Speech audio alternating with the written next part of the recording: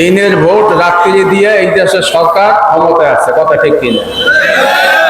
এর দ্বারা ভালো কিছু আশা করা যায় না। তবে এই সরকারের জানা উচিত এদেশের মানুষ ভাষার জন্য আন্দোলন করে শহীদ হয়েছে।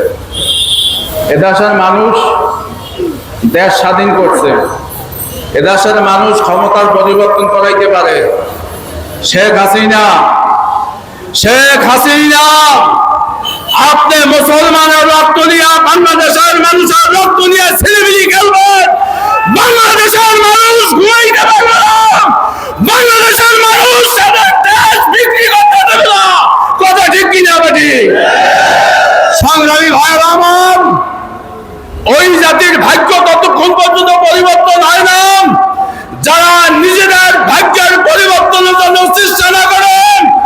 আমি দেশপ্রেমীর ভাইদেরকে বললাম, এই দেশ ভারত থেকে রক্ষা করার জন্য যুদ্ধ করতে হবে। কারা কারা রাজি আছি? না রক্ত দেব, জীবন দেব,